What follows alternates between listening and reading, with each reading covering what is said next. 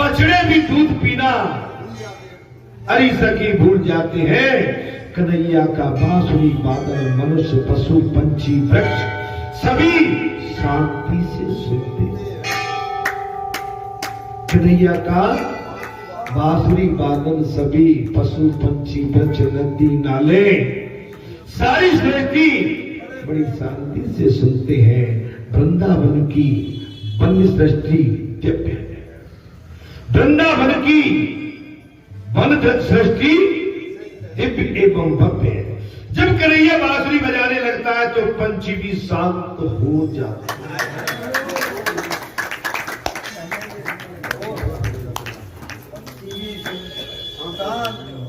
जब कन्हैया बांसुरी बजाने लगते हैं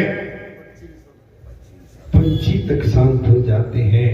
कई ऋषि भी पंछी का रूप लेकर वृंदावन की लीला निकुंज में राधे श्याम करते करते इधर उधर उड़ते फिरते हैं। कई ऋषि भी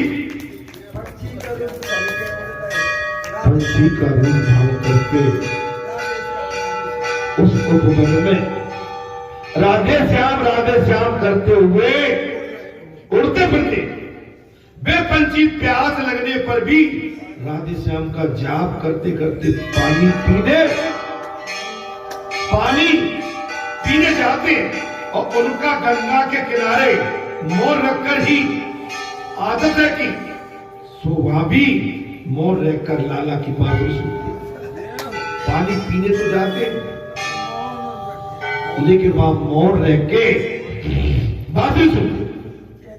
कुछ पंछी ऐसे भी हैं जो यमुना जी का जलपान करने के लिए भी वृक्ष से नीचे नहीं उतरते।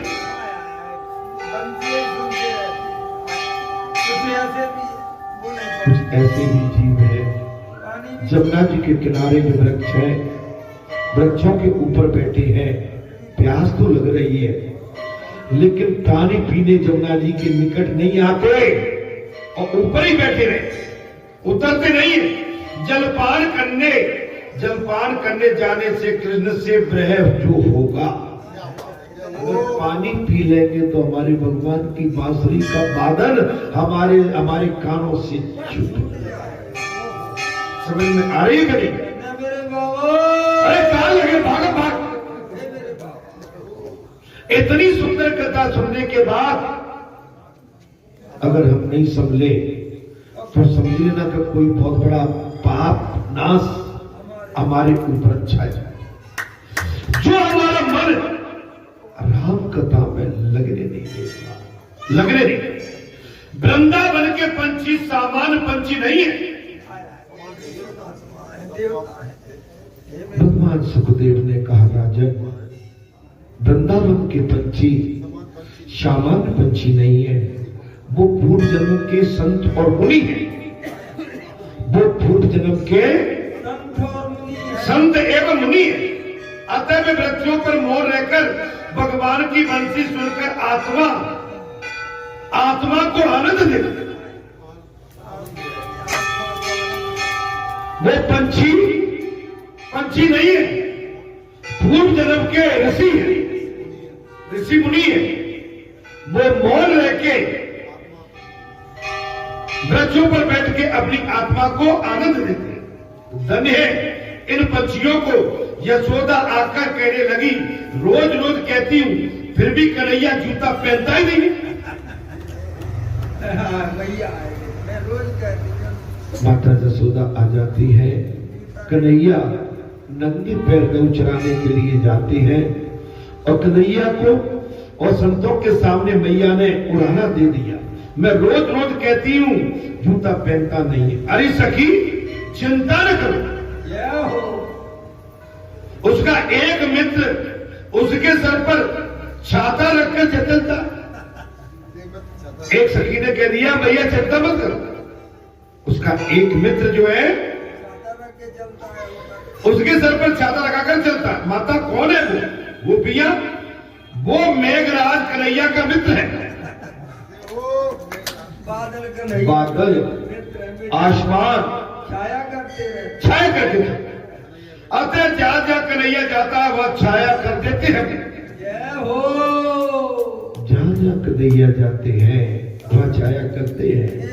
कन्हैया की लीला ही अनोखी है। क्या बात, तेरी लीला का न पाया कोई पार के लीला तेरी कोई। कन्हैया की लीला अनोखी है। ताप लगते ही जर्जर वर्षा आप पहुंचती है, और जैसे ही ताप तपन गर्मी आती है वैसे ही इंद्र देवता ऊपर से पानी की बौछार। धरती पर नंगे पांव चलने में उनका उसको कष्ट होगा। बोले धरती पर नंगे पांव चलने में उसको कष्ट होता होगा? नहीं, गिरिराज कन्हैया के लिए माखन से कोमल हो जाते हैं। भैया चिंता मत करो, गिरिराज है ना जी पर्वत, जो कन्हैया के लिए मक्खन से भी अति कोमल मुलायम हो जाता है।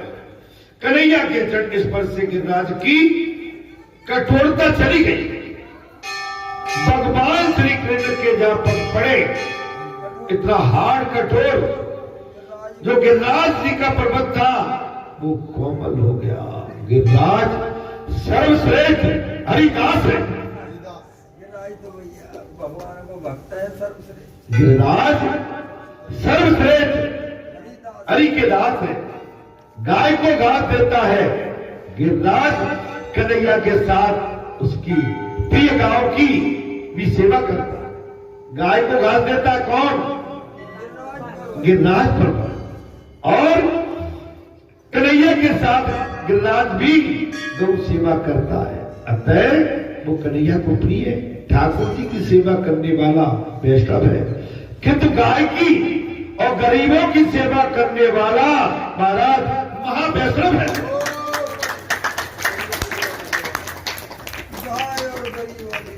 आज आपने कथा वही शुरू की थी, गरीब की बात करी। गौ एवं गरीब इनकी सेवा करने वाला महावैष्णव है। परमात्मा के चरण स्पर्श से गिरिराज जी को रोमांच हो जाता था।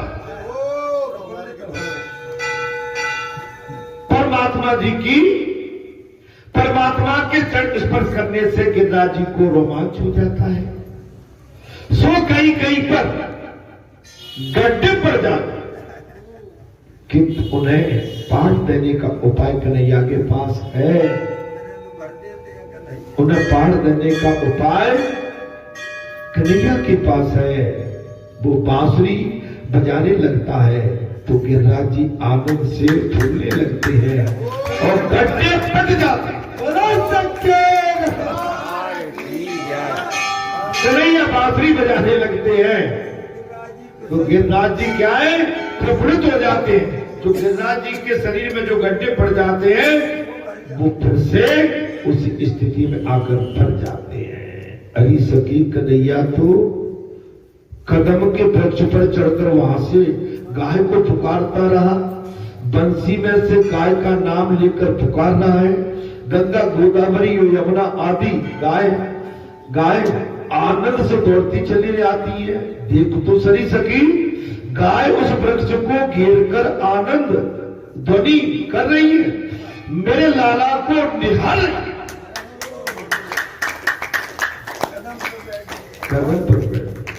भगवान ने बांसुरी बजाई है, गाय के नाम लेकर गंगा, यमुना, गोदावरी आ जाओ। और सारी गौ दौड़ती चली आती है और जिस वृक्ष पर कन्हैया बैठे हुए बांसुरी बजा रहे हैं उस वृक्ष को चारों तरफ से घेर के लाला को निहार रही है। कैसा मनोहर दृश्य होगा। जिस समय गौ उस वृक्ष का घेरा डाल के और लाला कन्हैया ऊपर बांसुरी बजा रहे होंगे, वो दृश्य कितना सुंदर होगा। ये एक अपनी बात भी तो बोले, एक अपनी बात भी बता दूं मैं। एक सखी बोल, कथा ठीक लग रही है। एक सखी बोल पड़ी, मैं अपनी बात बता दूं। यहां से लाला को न्या रही हूं।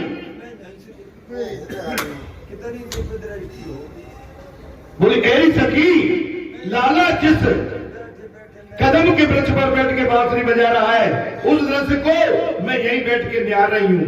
तब मुझे लगता है कि मानो मैं भी पागल होकर लाला से मिलने के लिए दौड़ रही हूं।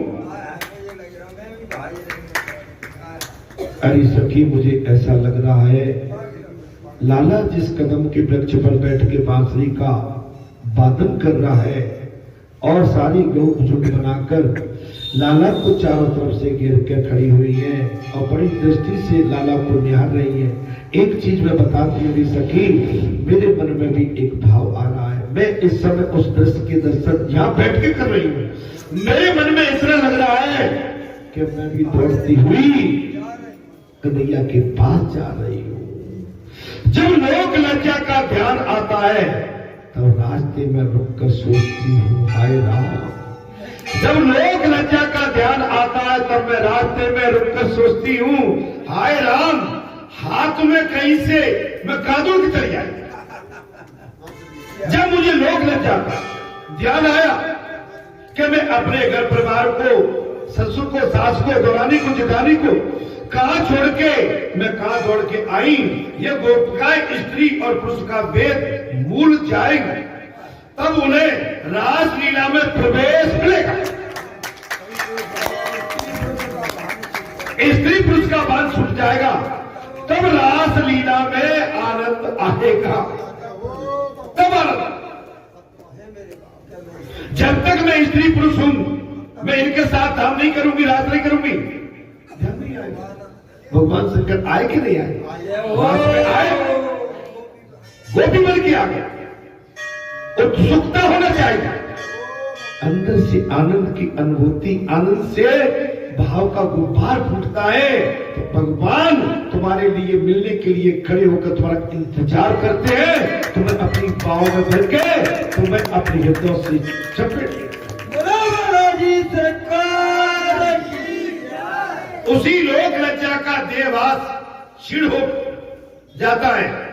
देववास मिट जाने पर रासलीला में प्रविष्टि होगी। आप जब तक संसार को पकड़ के बालाजी धाम ग्राम बरट्टा में दर्शन करने आए संसार को लेके, जब तक भगवान बालाजी आपका मिलन नहीं हो पाएगा। जब संसार को त्याग के आए हो, सारे बंधन छोड़ के आए हो, हम वचन देते हैं कि बालाजी सहज में और भगवान सहज में आपको मिलन कर देंगे।